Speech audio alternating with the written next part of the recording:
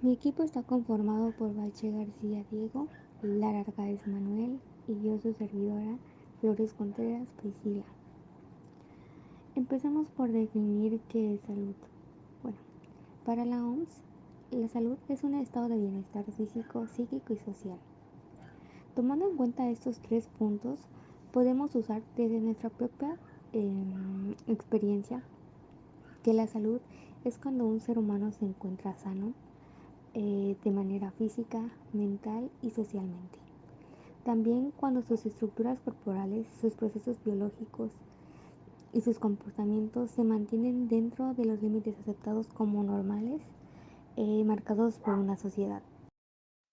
Entonces, ¿a qué nos referimos cuando hablamos de enfermedad? Bueno, para un médico la enfermedad es cuando un sujeto es agredido por algo, es decir, una causa, y en él aparecen manifestaciones no habituales que suelen expresarse con una alteración. Estas se pueden dividir en dos, cuando son subjetivas como síntomas, que son dolor, mareos, etc. Y cuando son objetivas, que estas son como los signos, por ejemplo el pulso rápido y la fiebre. Estas manifestaciones permiten que el médico pueda diferenciar una enfermedad de otra. En muchas ocasiones el enfermo entiende mejor la enfermedad si existe un padecimiento, es decir, si causa dolor o hay una disminución en las funciones. Es más difícil de entender como una enfermedad circunstancias que no tienen esas características, como tener elevado el colesterol, la glucosa, y sí son enfermedades, solo que no nos damos cuenta porque no existe como tal un dolor. Bien, por otra parte existe una controversia en cuanto nos referimos a qué es la salud mental y la enfermedad mental. Okay. La salud mental incluye nuestro bienestar emocional, psicológico y social, es decir, afecta la forma en que pensamos, sentimos y actuamos cuando nos enfrentamos a la vida. También ayuda a determinar cómo manejamos el estrés, nos relacionamos con los demás y tomamos decisiones. La salud mental es importante en todas las etapas de la vida, desde la niñez y la adolescencia hasta la adultez y la vejez. Mientras que en la enfermedad mental o trastorno mental son afecciones graves que pueden afectar de manera de pensar, nuestra manera de comportarnos y nuestro humor. Estos pueden ser ocasionales o de larga duración y puede afectar su capacidad de relacionarse con los demás y funcionar cada día. Sin embargo, hay tratamientos disponibles, entonces las personas con trastornos de salud mental pueden mejorar y muchas de ellas se recuperan por completo. Todo es cuestión de un buen tratamiento que se le indique a la persona. Para comenzar hablando del tema del modelo biomédico, se debe saber su significado, por lo que se refiere a que es un modelo dominante de enfermedad, utilizado en la mayoría de los entornos de atención médica occidentales y se construye a partir de la percepción de un estado de salud, por lo que igual se define como la ausencia de una enfermedad. El modelo biomédico fue el primero que se aplicó al conocimiento de la enfermedad mental y la conducta anormal. Durante los siglos XVIII y XIX, toda la ciencia y la medicina incluida estaba cargada de un fuerte sesgo mecanicista que se considera que lo mental es un asunto del cuerpo y que el cuerpo es comparable a una máquina. En los últimos decenios, los avances en materia de genética, bioquímica y neurofisiología disfrutan de una celebridad y una preeminencia mediática sin precedentes, por lo que se han vuelto cotidianas en las noticias sobre el hallazgo de los genes responsables de los más variados comportamientos, desde la esquizofrenia hasta la dependencia de sustancias. Existe pues una opinión bastante generalizada, incluso entre muchos psicólogos, de que toda la vida humana está en el último término por los procesos químicos, genéticos o cerebrales, y que los avances de la neurobiología serán los que a la larga nos proporcionen las claves para la comprensión de nuestras vidas. La visión biomédica de la locura es comprensible que en la aproximación biomédica al trastorno mental se iguale a la mente como otro órgano, pues si ni así fuera no habría hospitalizaciones ni tratamientos y ni cobertura por parte del seguro. Y para que haya hospitalización o tratamiento debe haber antes un diagnóstico de la manera en que la medicina siga los procedimientos que le son propios y se considera naturalmente a la locura como una enfermedad con todas las de la ley.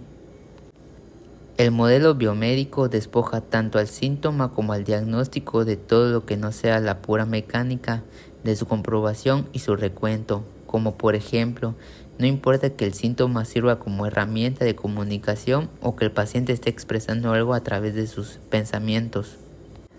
Para ir finalizando este tema, el proceso médico elimina también el contexto y la historia del propio síntoma, es decir, que todo el entorno social, familiar o educativo que haya finalmente devenido en su desarrollo se puede preguntar por posibles enfermedades mentales padecidas en generaciones anteriores, por si fuera un componente genético. Relacionado con el tema anterior sobre la locura, se nos puede venir a la mente la normalidad, que la psicología clínica llama de esta manera a la enfermedad o trastorno a cosas que las personas hacen sin caer en los problemas que suponen estos términos, que aun en los casos más extremos no debe ser motivo de discriminación o estigmatización. Se define en base a los atributos como la conducta autodañina y socialmente inapropiada, las cogniciones irreales, que sería percibir sonidos que no existen o creer cosas extraordinarias, y las emociones inadecuadas, como lo podrían ser los cambios de humor. Asimismo, se rige por ciertos criterios, los cuales son, número uno, el ontológico, que hace referencia a que la anormalidad debe ser interpretada como signo o síntoma de alguna enfermedad o algún trastorno. 2. El normativo. Viene a decir que lo normal se vale de las reglas socialmente establecidas. 3. El estadístico. Esta es lineal y cuantitativa, por lo tanto vacía, porque no define en absoluto el carácter de la desviación. 4. De emergencia psiquiátrica. No es útil para los profesionales a pie de camilla en los servicios de urgencias, pero este posee un componente social, ya que quienes acuden lo hacen por exclusión o agotamiento de la incompetencia de otros centros. 5. De sufrimiento subjetivo. Relacionado a lo anterior, para solicitar asistencia profesional es primordial haber sido consciente del propio sufrimiento o alteración y haberse preocupado por ello. 6. Legal. Se basa en el principio de la impunidad al enfermo, ya que no se puede considerar al responsable ante la ley a quien haya cometido un delito como consecuencia de un trastorno mental, dependiendo del tribunal, claro. 7. De disfuncionalidad. Pretende salvarse de los problemas de los anteriores, ya que afirma que la conducta es anormal cuando genera problemas sociales, familiares, laborales o de alguna forma obstaculiza el desarrollo de las actividades cotidianas o nos incapacita para desarrollar satisfactoriamente algún ámbito de nuestra vida. 8.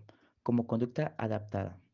Refiriéndose a ver cualquier conducta, por inadecuada que parezca, puede ser comprendida si se apela al concepto de adaptación en las condiciones que se desenvuelve, solo que abandona el concepto de la patología mental.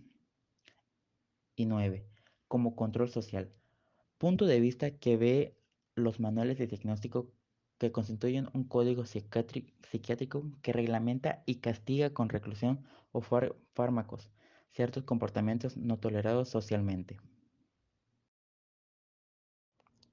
Para ir concluyendo, quiero mencionar otro tema de suma importancia. Hay que recalcar que el 10 de octubre de cada año se celebra el Día Mundial de la Salud Mental. Este tiene como objetivo el aumentar la conciencia de los problemas de salud mental en todo el mundo y movilizar los esfuerzos en apoyo o pro de la salud mental. Además, se busca ofrecer una oportunidad para todos los promotores y defensores de personas con salud mental vulnerable y asimismo visibilizar lo que falta por hacer para que la atención y el cuidado de la salud mental sea una realidad en todo el mundo. Hay que tener en cuenta que los trastornos por depresión y por ansiedad son problemas habituales de la misma salud mental que afectan a la mayoría de ámbitos de la vida diaria. Según valoraciones, la mitad de las enfermedades mentales comienzan antes de los 14 años, pero en la mayoría de los casos ni se detectan ni se tratan. Por lo anterior, es urgente que en nuestro país se redoblen los esfuerzos en la implementación de políticas públicas dirigidas a prevenir y atender oportunamente los problemas de salud mental, principalmente en jóvenes, a fin de evitar la presencia de trastornos que puedan derivar en alguna discapacidad psicosocial. Gracias por llegar hasta el final del video. Esperamos hayan sido claros y entendibles los temas para todos los espectadores. Asimismo, los invitamos a seguir conociendo acerca de estos conceptos tan importantes y que sean de conocimiento público, para que haga conciencia sobre lo relevantes que son, ya que de no conocerlos no podremos tener una vida totalmente saludable.